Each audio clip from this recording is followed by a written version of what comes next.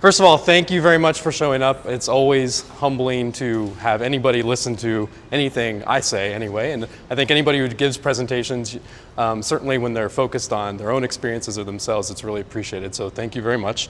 I'm going to make a few assumptions this morning. The first one being is that everyone in this room is kind of a design nerd for the most part. I think if you weren't, you probably wouldn't be here. Unless you were drugged here by a friend or something. Has anybody been drugged here by a friend? Okay, cool. So we're all design nerds. So when I nerd out on a couple of these projects, I'm in good company, and that makes me feel comfortable, so that's good. What we're gonna do today is I'm gonna tell you just a little bit about myself, just so you kind of know where I'm coming from. And then we're gonna talk about a couple projects of my own, and then a couple other projects that I'd like to share from other people that I think are related. But first, I'll kind of go through a little bit of background. So, who the heck am I? Like, why are you here? I have no idea, but I'll tell you a little bit about me, and then maybe you'll feel better about actually showing up. And this was not by design, have worked in a lot of places. It was not something I set out to do, like I said, but it's something that sort of influenced not just my design, but my creative process, how collaborative I am, how open-minded I might be on projects, and it's been something that's been very valuable to me. I went to school in Virginia, freelanced in New York, kind of bumped around a lot of places, was in Dubai, which is related to a project I'll kind of walk you through. Went back to San Francisco and LA, and then moved here in Phoenix back at Moses in March 28th, my birthday. So a lot of moving around. That process, like I said, you get to meet a lot of different people. You think the States, everybody's the same, completely different agencies, completely different perspectives, completely different creatives, and it's a really cool thing, and I'm very thankful that I've had that opportunity. But I've always had a heart for Phoenix, clearly, because I feel like I'm a southern preacher up here. It's so hot at the moment. I love Phoenix, despite the heat. It's one of my favorite places. I'm glad to be back. When I left in 2004 or 5, I forget which, or 6, somewhere in there, what I've come back and seen the changes in the design community since then, it's been great. It's been inspiring. There's a lot of work that we need to do, but there's been a lot of work done in my absence. So it's kind of cool to have no part in that whatsoever, to come back and see that development. So that's probably in large part to a lot of people in the room. But I'm very excited to be back in Phoenix. If you know me at all, I don't have one of those cool designer names that I covet so much. You can't find two more boring names and put them together than Jason and Smith, but like I read, Armin Witt, and I'm like, that's a designer's name, But I run this blog called Graphicology. I started actually last few months that I was at Moses Ancho when I was in Phoenix the first time, and I've been doing it off and on since then. But a couple projects that I'm going to talk about sort of started out as little blog articles, kind of expanded, and I'll share those with you. This is sort of, the last slide about me, this is sort of my mantra. It's something that I kind of try to look at, remind myself, this is sort of how I try to do things. And if I'm not continually learning, and I'm not learning things that are sort of outside my comfort zone, then I'm really not happy. Like, I really enjoy that kind of uncomfortable sort of extension of your creative abilities. So, we talk design and we think one thing, but it really, ideation, concepting, design can cover a lot of disciplines. But I try to hang that on the wall and kind of look at it and make sure I'm kind of living up to those words. This is where I am now, like Jess said, creative director, VP at Moses. We're going through a lot of change ourselves as an agency, and I'm really excited to be back in Phoenix. I'm really excited to be back at this agency, but it's not the only agency in town or the only place that creative happens. Obviously, like, there's a lot of great shops, and more so now than even the first time I was here. But I do love it. It's right down the road, and I'm really glad to be representing that agency. But this is why we're here today. We're going to talk about passion projects, and I really debated whether to change the name of this, because passion's kind of a word that, number one, I'm a little uncomfortable talking about in front of everybody, but it kind of makes you think some things, but passion, sort of, the way I see it, it's sort of this red-blooded kind of desire to do something, to accomplish something, to do something new. And that passion is something that I find inspiring when I see it in other people's work. When you're lucky enough to stumble upon it yourself, something that you're really passionate about, really exciting, you can't put something down. And I'm going to talk about a couple of these projects. Clearly, the two groups that we're here because of Phoenix Design Week and Creative Mornings. They are themselves passion projects. This is the first Creative Morning group. It's in Phoenix. There's a lot of them around the city, and it's a great program that people are passionate about, and I'm very proud to be the first one because there's only one way to go, but up. And then Phoenix Design Week, of course, it's been a few years, I think, if I'm correct. Fourth year, yep. Obviously a project of passion itself, so it sort of fits together to be talking about this subject in this meeting at this time. And not for the play on word, but the play on words, passion projects are not for the faint of heart. They're not something that you do lightly. If you've ever loved, you have to be worried about the consequences. One important point, and there's about 6 slides here that I'm using to set up the projects I'm going to show you. This being the first. And a lot of people think that passion projects are kind of like personal projects. And while you can have a lot of amazing personal projects, and they're important, you need to be a well-rounded person, you have a lot of interests, like those are great things, it sort of conjures up small scale, very isolated, kind of introverted sort of projects. I don't really like the wording, so passion projects is more accurate to what I want to talk about.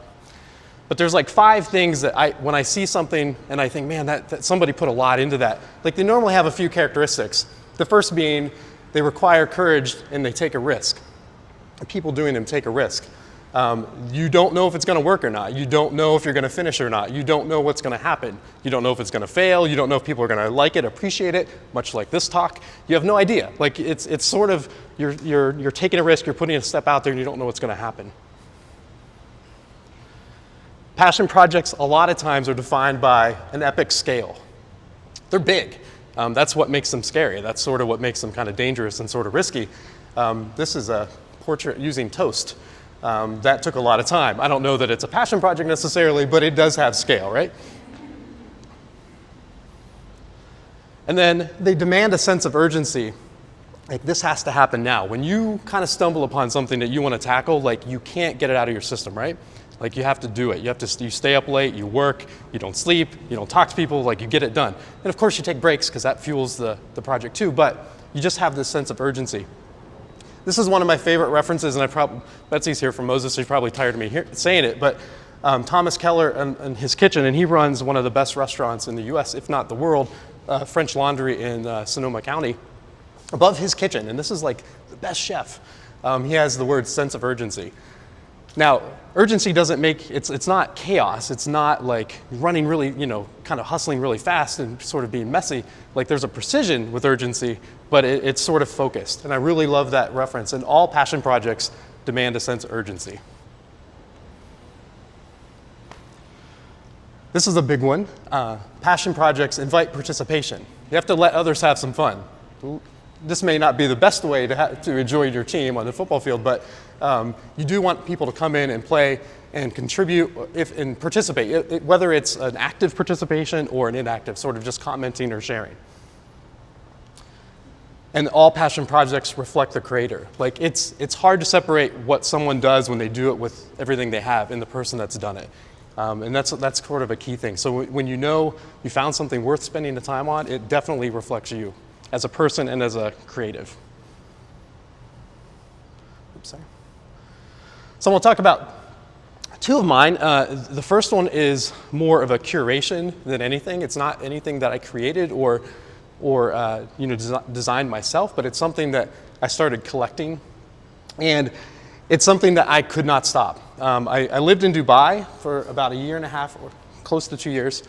And it was a great time to be in Dubai because they were, building this huge building. They just finished it. While I was there, they finished it and kind of went to that. The little map marker on the photo sort of is where I lived. And because I'm a little bit of a nerd, I'm kind of like, okay, how tall is the building? I wanted to figure out, and this is totally unrelated, it's just because I'm a nerd.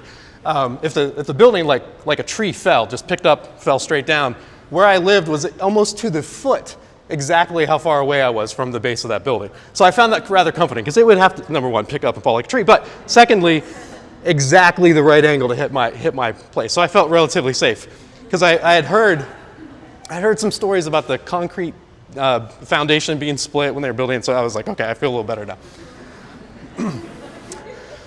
Okay, so this is me admitting, I'm trying to be transparent here. Like when I started thinking about working in Dubai, like when I saw Arabic, this was my experience with Arabic, by and large. Like a lot of Westerners. It's not that I necessarily think it's bad, it's just I only see Arabic script on the news like this. So that says as much about me as it does the news media, but I'm just admitting my bias. And obviously I was open enough to take a job there, look for work there, but I still, even subconsciously, and this was not consciously when I went there, I found that this is what I expect. You know, it's like Arabic is sort of this mean language, right? Like it's attached to these people that I've only seen do this. Really kind of a shallow admission, but kind of true. When you're walking through the airport and you see Arabic kind of pointing you to a bathroom, it suddenly becomes a little bit more friendly.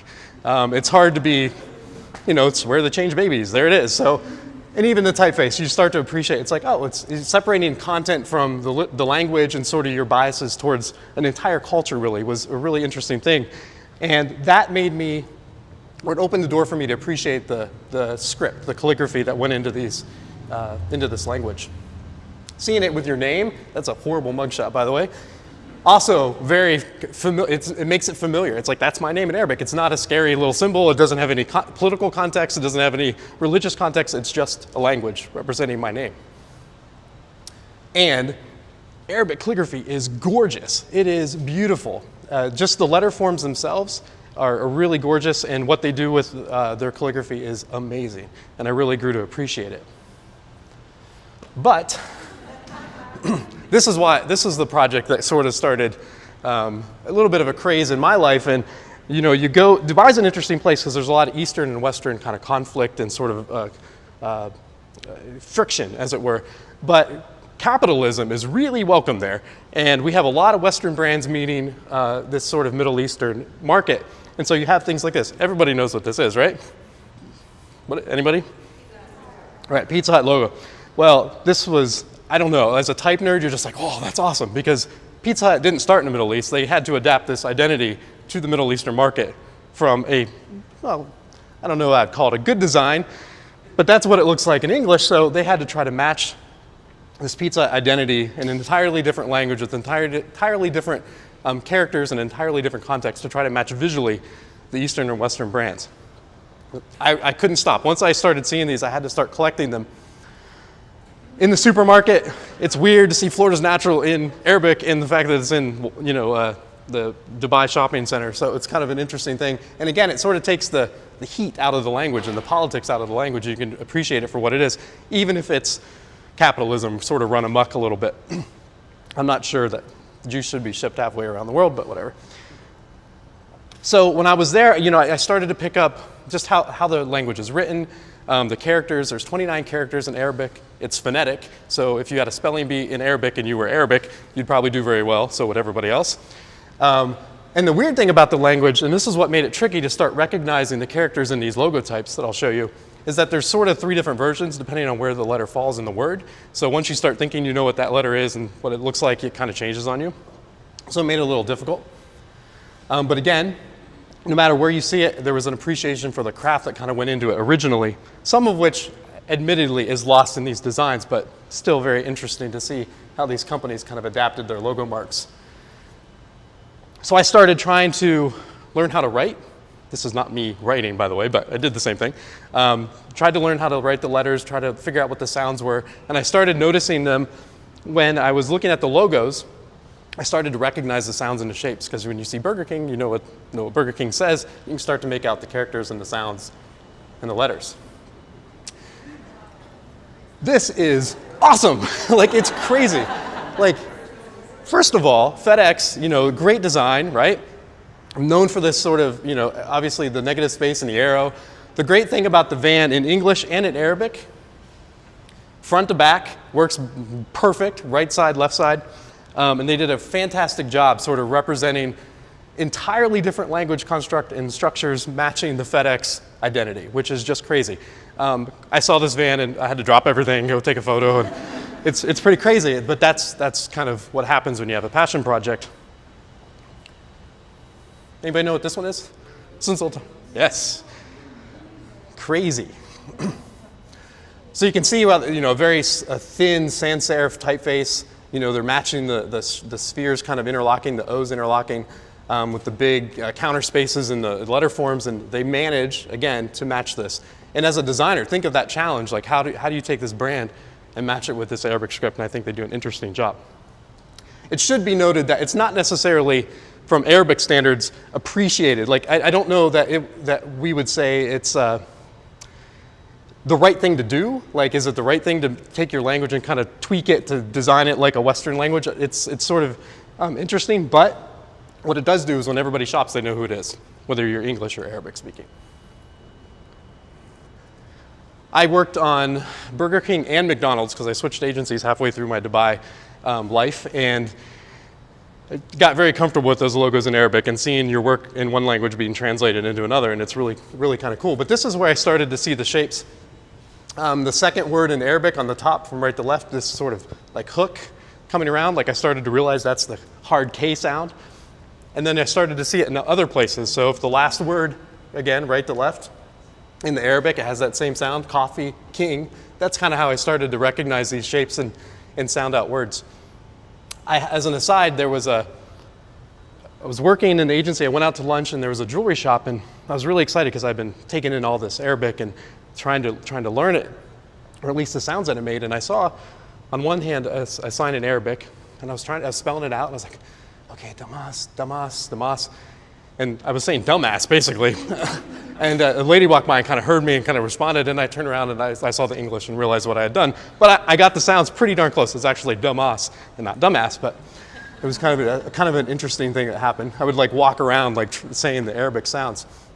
But again, from an identity and design standpoint, like this is amazing. They're trying to match the swash shapes of the coffee bean and tea leaf logo type and matching it in Arabic, and it's really kind of separating itself from marketplace and business. Like it's a really beautiful combination. Everybody's seen this one, right? Pretty easy. But again, like I just would take photos of everything. It overtook my life. Like I had no spare time because I was constantly finding new ones. Most of the time, English would be on the left, Arabic on the right, reading towards the center, which provides a really nice symmetry from a designer standpoint when you're making signage. Everything sort of comes together in the middle. If there's a logo or an emblem or symbol, it's usually in the middle and it looks really nice. Again, kind of a cool thing as a designer to have to do this. Like this is awesome. I'll flip through a few of these. Burberry, and the great thing about Arabic, the length of the sort of the baseline stroke, Burberry, really kind of cool. And actually, I think it looks more upscale than it does in English. It's kind of cool. What is a travesty in English is a travesty in Arabic. That is some crazy typeface. Again, with sort of the chunky Dunkin' Donuts typeface. And then there's a whole bunch. The grocery store became an adventure for me. Like it was no longer shopping. I was sort of documenting all this packaging design and logo type work in these two languages. And making something familiar but making it work for a totally different character construct is really, really cool.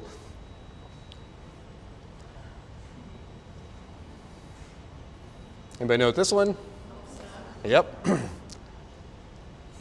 Cold Stone, right. So I thought was interesting, if you see the ice cream cone, I don't know what those things are around, I guess the shape of the ice cream. I always thought there was a missed opportunity because Arabic is very cursive and they could do a lot of cool shapes with that. Fact, maybe they should work with that, but they didn't. This one might be my favorite because if you break this down, they're taking Old English script, which is another handwritten sort of style, and Arabic calligraphy, and sort of matching it in a company that is totally weird to be there in the first place. Anybody know what this is? Yes. Crazy. Again, just really, really interesting. One of my favorites was I think it's South African restaurant called More. And the O sound in English and in Arabic, again, has the O in there. It looks more like a 9 because it has a tail. But the way they structured this logo really reflects the English version. Just a really nice way of kind of combining those two, making them both visually interesting and stand out. Anybody? Porsche. This one I love too because it's like really across the building and it's gorgeous. So over the course of, I would say probably a year total, I took thousands. It's embarrassing how many photos I've taken. And it became sort of my way of learning what little Arabic I could in the time that I had there. Much like I hear some people learning English by watching like sitcoms or soap operas or something like that. Like I was kind of learning English by the logos. And I was aware that it was kind of weird when I was doing it, but it just made sense to me, and it was just became this passion where I had to document every single logo that I saw. I had to document, whoa, where's the Arabic version? And it was crazy. But what was nice, and I didn't intend this, when I started sharing it, you could tell that it was something that hadn't really been curated before, sort of packaged together, or studied in a way that people could kind of grasp onto. And I sort of started to do that, and I wrote a couple blog articles about it and shared it around. Let's go up there, sorry. Wrote 3 blog articles about it and was sharing it around. It became really well received, and people started contributing. So when I was in Dubai, I would have designers like send me the logos that I hadn't seen, and it just sort of became this community of these two cultures kind of coming together with design. Again, and the Krispy Kreme one is just ridiculous as well. Like, that's pretty cool. So anyway, this became my passion, and this logo is in Arabic and English. So just as an aside, that's why it works really well, right? Apple's the same way. So you can kind of tell these international companies trying to boil down into these shapes. When you're in an international market, it makes a huge difference. You don't have to do all that work about, designing those, matching those logotypes. But if they all did that, I wouldn't have had as much fun as I did on this project. So that's the first passion project that I had. And it, again, took about a year and a half, and it was just curating the work of others and learning to appreciate it, learning what it meant, and then sharing it with the world. And it became, like I said, a passion of mine, and it was really fun.